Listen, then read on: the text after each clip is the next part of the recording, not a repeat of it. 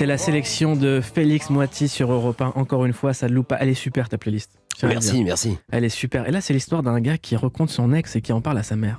Ouais, et qui a envie en fait, très concrètement, de tuer le nouveau mec avec qui son ex se trouve.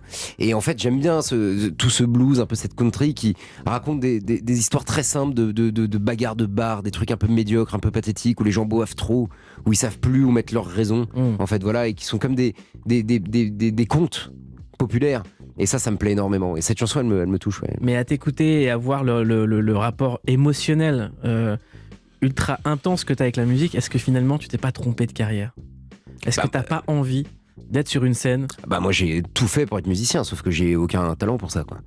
J'ai vraiment aucun talent. C'est-à-dire que je me suis fait tatouer le nom d'un groupe de rock que j'ai fondé. Et je suis le seul à m'être fait tatouer et ils m'ont viré.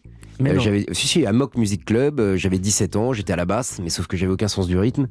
Et voilà, ils m'ont viré, mais moi je voulais être une rockstar, bien sûr. Mais attends, évidemment. Tu t'es tatoué le nom du groupe ? Ouais. Ils ont continué sans toi ? Ils ont continué sur moi, ils ont eu un certain succès. Et ils t'ont viré ? Et ils m'ont viré au bout de 3-4 semaines, je pense. Et tu leur as dit, les gars, j'ai quand même fait le tatouage ?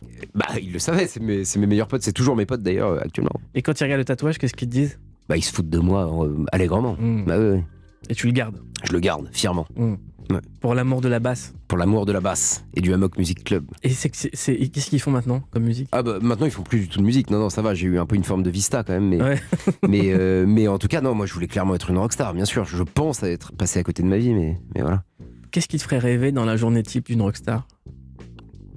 C'est bête, hein, la tournée, l'illusion de vivre vite, de jamais s'apesantir, d'aller. Et puis j'ai des amis qui pour le coup remplissent vraiment des salles de concert très très très pleines. Et quand je suis derrière en backstage et que je les vois monter sur scène, c'est très impressionnant. Ça te met un frisson absolu, quoi. Mais il y a quand même ce truc de rentrer en loge tout seul dans son hôtel. Bien sûr, même cette mélancolie me plaît parce que je l'esthétise.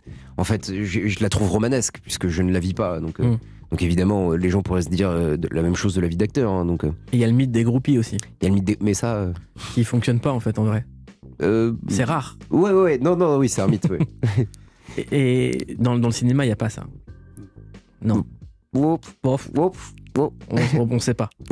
Je sais pas. On sait pas. En tout cas, là, le morceau qui vient, choisi par Félix Moiti, c'est...